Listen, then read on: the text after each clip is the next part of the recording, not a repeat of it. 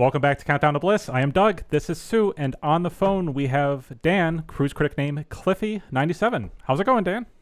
Yeah, going well. How are you two? We're doing excellent. Doing well. Sue is laughing because we have restarted this thing 3 times because I keep screwing up, but we're not going to screw up this time. We're going to go the whole way through because Dan is here to speak about the absolute most important event on our sailing. This is truly, we all booked this cruise for day 6 at 2 o'clock. It is the pub crawl. It's not any pub crawl. Dan, we are handing over to you, I think, about 200 participants to put in your care and to take us through the various bar venues on the Norwegian Bliss. So, well, as you know, there are a lot of bars on this wee boat that we're going on. With that, we think about 10 are going to be open at that 2 o'clock hour.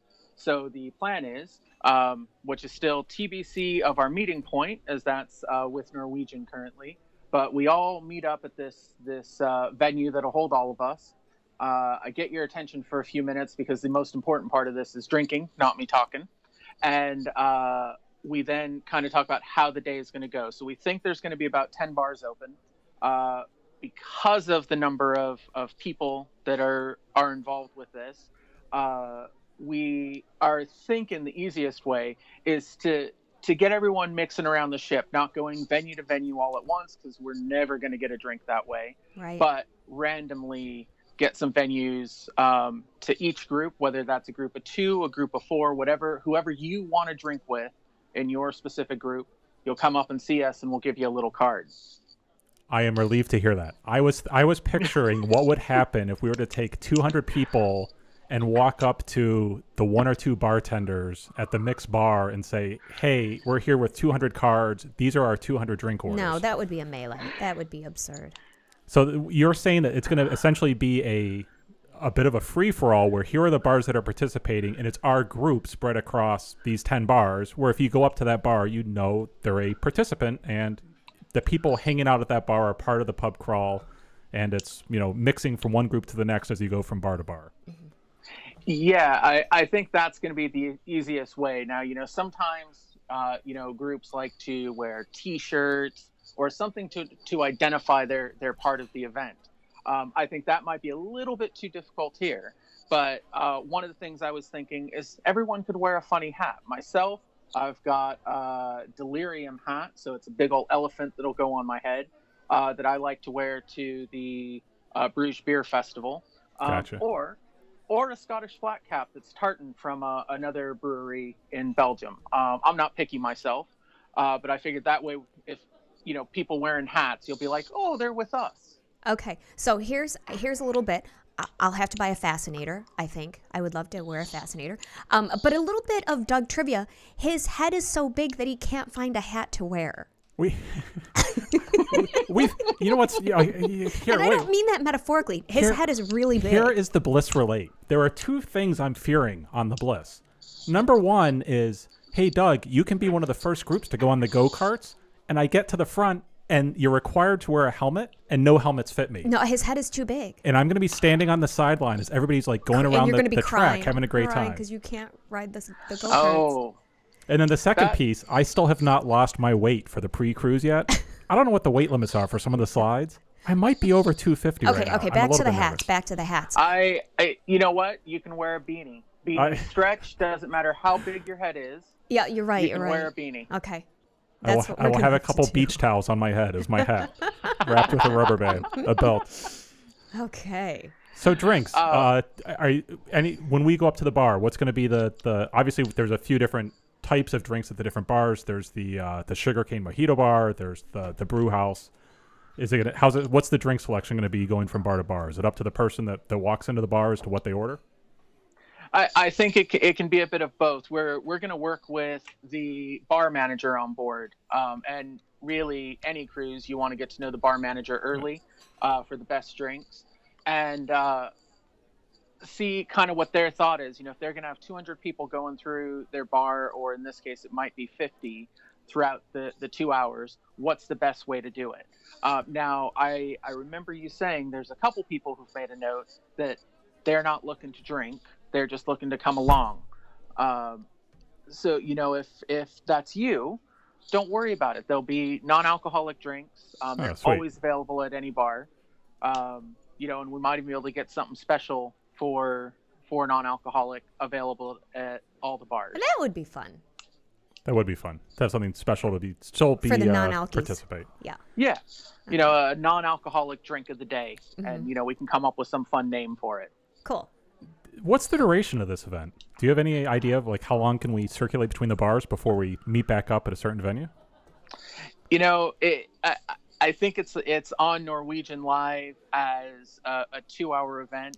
I have never put a time limit on a pub crawl before. I've participated in a few and ran a few myself. But I think probably the best way to do it is to try to work to that 2 to 4. There's a lot of other events going on. There's going to be things that people want to do. It's later, you know, in the day. People may want to get ready for dinner or a show. So I would say that once we know where the venues are for the beginning and the end, we just kind of work through that. And if people take longer, they take longer. It's freestyle, so you can do what you want. Right. Freestyle. We love freestyle. I laughed when you said getting ready for dinner. One of two things are going to happen that night. Either the ship's going to be dead at 8 o'clock because everybody's passed out in their rooms, or it's going to take on a totally different, bizarre personality that night. It's kind of frightening, I think. Well, you know, we have just left the Azores. I think we have 4 or 5 days ahead of us at sea, so this is the perfect day for it. And as we're going the other way, we got an extra hour. That's good news. That is true. Oh, good. You gain an hour over five days, so this might be where we start gaining that hour, depending. So it sounds like we just inherited a 3-hour pub crawl. Of course, nobody's beholden to that. I mean, if I want to drop off and take a nap, I can do that, right? You can. Again, it's freestyle, so you can do whatever you want. And I'm sure if you walk around, you'll still see some of us enjoying ourselves. Nice. Okay. And you know what? Just to clarify, in case anybody gets on Facebook and says, hey, wait, I wasn't anticipating having to pack a hat for this thing. Nobody has to wear a hat, right? Just wear a hat if you want to. Maybe put a bow on your head even. I don't know. Yeah, I was just thinking of a fun way to distinguish ourselves. Yeah, exactly. We'll be creating hats by the third bar. Oh, I'm already working on ideas for my hat. Yeah. So all the details, you show up if you signed up for it at norwegianlive.com. Just show up at the venue. We're going to announce the venue in the next few weeks hopefully in the next few weeks. Hopefully Norwegian will give it to us. If not, it will be on the invitation. It'll be on the handout at the meet and greet as far as where we're going to meet on day 6 at 2 o'clock. Anything else you need to cover as far as the event goes? No, I think just be sure you bring your freestyle card with you so that you can get your drinks everywhere you go. True. Yeah, obviously those with UBP, I'm assuming the most of us that are participating in the pub crawl have the beverage package. Yes, I would hope so. Otherwise, it could be a very expensive pub crawl. Right. Hey, well, Dan, thank you so much for chatting with us. Thanks, and we're going to Dan. see you, I think we're down to 47, That's crazy 48 to me. days. It's still kind of surreal. It is going to fly by. It is. It seems like we booked this so long ago. It is going to fly by. Certainly looking forward to it, meeting the both of you and everyone else on board. Awesome. All right. Well, thank you Thanks so much, Dan. We'll see you soon. Thank you. Bye-bye. Cheers. And just a few quick items to address. The pub gathering at Dukes of Wellington. The pub gathering, we are at capacity for the 6:30 time. The 5 o'clock time, there's just a handful left. I think we're going to cap it at the 2 seatings. Oh, has nobody signed up for the 3 o'clock? They have not. Nobody, not one person. Some people have done it for their secondary preference, but we don't need to use it. So we're going to have 2 seatings. There's, I think, 6 or 7 spots left. If you want to get in on the pub gathering, go to Norwegian Live. There is a link there to click on the pub gathering. One other item, the T-shirts. Kirsten, Coffee Goddess, put out a link for ordering the logo for our inaugural Transatlantic on the T-shirts. I'm going to put that link out on Norwegian Live. If you want to order something, you can go there and do so. I think that's it for the pub gathering. That's it. Not pub gathering. This isn't pub gathering. The pub crawl. Day 6, 2 o'clock. I think we're all set. Sue, anything you want to add? Nothing. We'll see you guys soon. 47 days. Take care.